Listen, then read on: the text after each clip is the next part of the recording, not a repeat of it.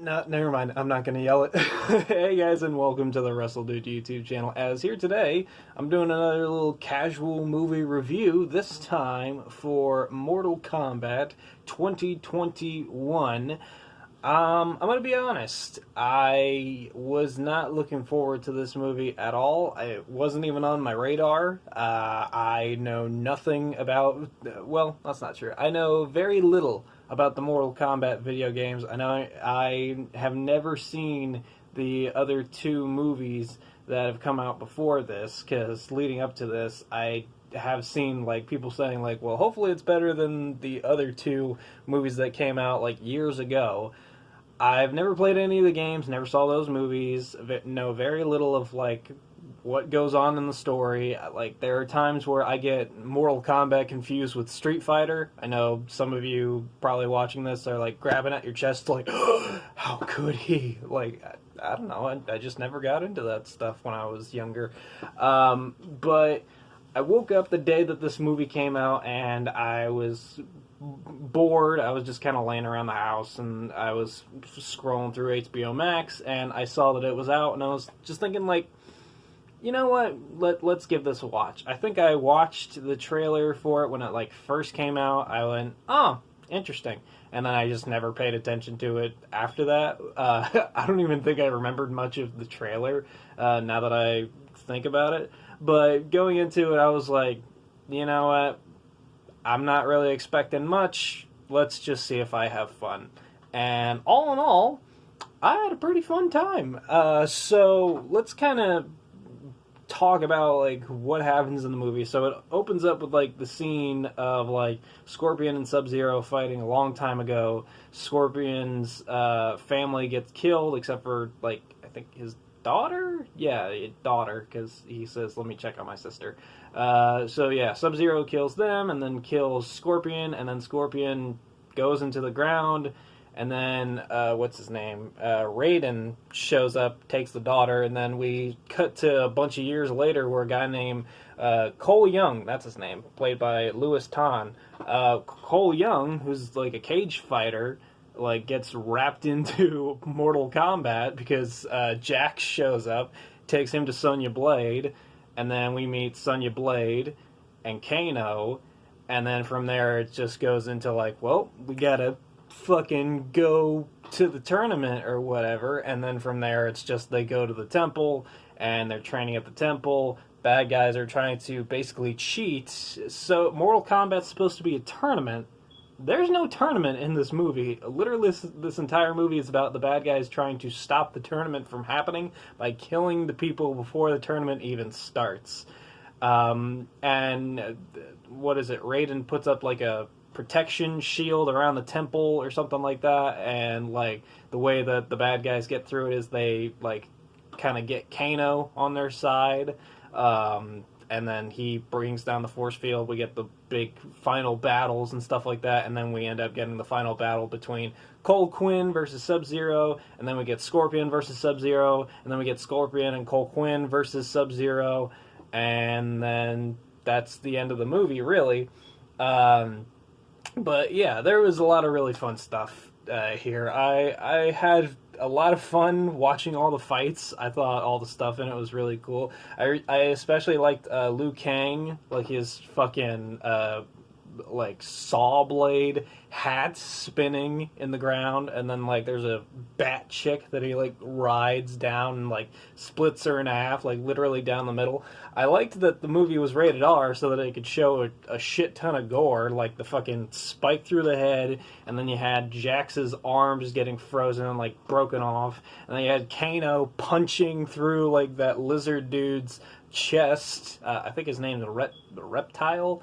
And then you had fucking, what is his name? Goro with the four arms. Obviously reminds me of Forearms from Ben 10. Getting his like arms cut off and stuff like that.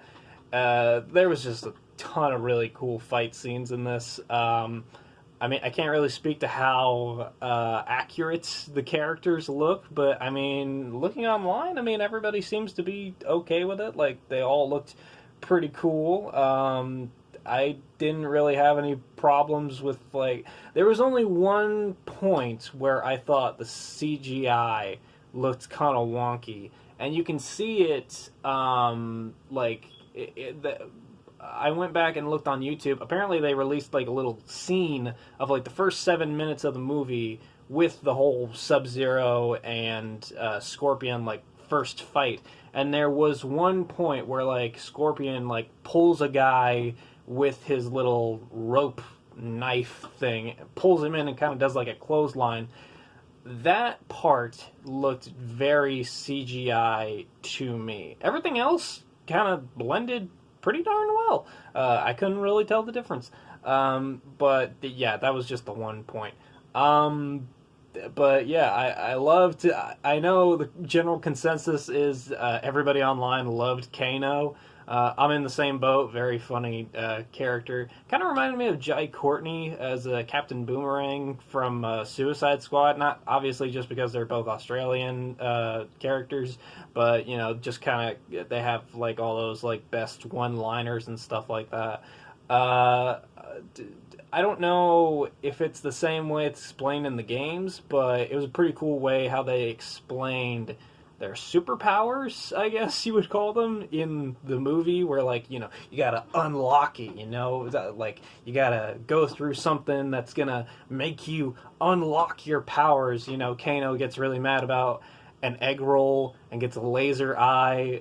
Jax can't lift up a heavy rock, so his arms upgrade into better robot arms, and then Cole Quinn gets punched around a lot, and then he gets wrapped up in like some weird metal armor stuff like that. I saw some people laughing online saying like his power was literally literal plot armor, which I thought was kind of funny.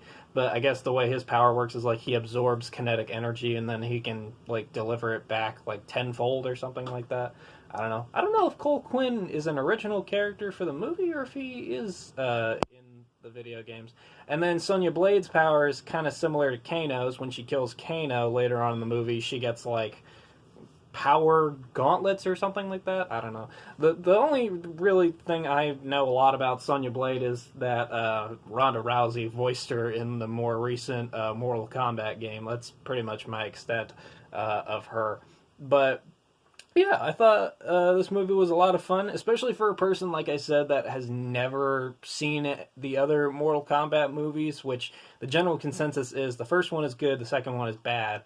I would assume that this one is also very good, like, so far. What is the Rotten Tomatoes score? Has that come out yet? I'm on the Google page right now.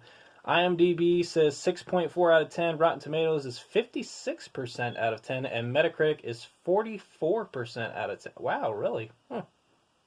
Those are weird numbers. I would expect them to be higher. Then again, I mean, you don't always have to listen to the critics. Like, if you enjoyed it, then cool. I'm sure the audience scores are much, much different from what the critics score is. I'm actually quite curious. This is in real time, so we're going to check this out here. Yeah, there we go. Audience score, 88%. So, yeah, obviously the audience enjoyed it more than the critics. So, yeah, you know, you don't have to listen to that. Now, at the end, this is a character that I do remember from the Mortal Kombat game, because I saw a lot of people talking online about it. At the very end of the movie, they tease a character named Johnny Cage. And the one reason why I know who that character is because my, I guess, YouTube avatar, the Wrestle Dude, like the way that the way that I set that up is just, it's basically me wearing like black sunglasses, and all in some of the WWE video games that I would play online, I would have that character. And then I remember playing one day, and it was somebody online said that my character looked like Johnny Cage, so I looked it up afterwards, and I was like, oh, cool. So they teased Johnny Cage at the end of this movie. I'm assuming if there is going to be a sequel, which I'm sure there'll be a sequel. This movie was pretty fun. I'm sure they would do a second one. But if there's a sequel, obviously Johnny Cage has got to be in the movie. So I was thinking, who would be a cool actor to play Johnny Cage? And some people online, especially in the wrestling sphere, were saying that it should be The Miz, which, if you guys don't know who The Miz is, he's awesome. Literally. But he's a wrestler. He's done a lot of, like, the Marine sequel movies and stuff like that. A lot of B movies for, like, WWE Studios. That's a good choice. The first one that came to mind for me was Chris Evans. I feel like Chris Evans could be a really cool Johnny Cage, because I looked up some clips of like Johnny Cage and stuff like that. I feel like Chris Evans could probably play Johnny Cage really, really well. Obviously, we've seen that he works really well with action. It's fucking jacked. So, and also, they never show Johnny Cage's face on the movie poster. They just kind of show like his belt buckle. It's like called Citizen Cage, the movie that he's in. So obviously, they don't have a Johnny Cage cast yet for the sequel. So, I mean, it does kind of leave it open-ended to whoever you want to cast. But I feel like Chris Evans could be a really good choice just because, like I said, he knows action. And if you need somebody to play that sort of, like, movie role of, like, a movie actor that's a really good fighter but also kind of cocky, I mean, we've kind of seen Chris Evans do that already with Scott Pilgrim versus the World. Obviously, different facial hair, no facial hair, but I think he could do really well as a Johnny Cage in the sequel movie, which I guess the sequel movie would be the actual tournament. I don't know, maybe they might do a trilogy and like the tournament is the third film, but I don't know. I would be interested in watching a sequel to this. Now, having watched this movie, am I going to go back and watch the other movies? Am I going to go back and play all of the video games?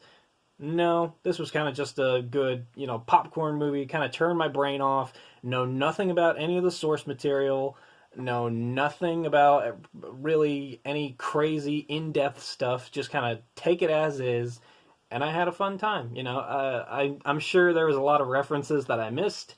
There was a lot of points where it sounded like stuff that the characters were saying were like straight out of the video game, Kano wins, or flawless victory, or finish them, or Scorpions, get over here. I feel like that stuff is from the game. Like, I'm sure I've heard some of that stuff before, but I thought it was all very fun. But like I said, I'm not going to jump into the Mortal Kombat fandom now. That, like, watching this movie is kind of maybe as far as I go. Obviously, there's a lot of lore, apparently. There was a lot of stuff that I was seeing online where I was like, why was this character not in it? Why did they not bring in this character? Like, when do we get this character? It's like, I don't know who any of these guys are. If they show up in the sequel, then I will know. But all in all, as a casual Mortal Kombat fan, I guess, this was a very fun movie. I had a lot of fun with it.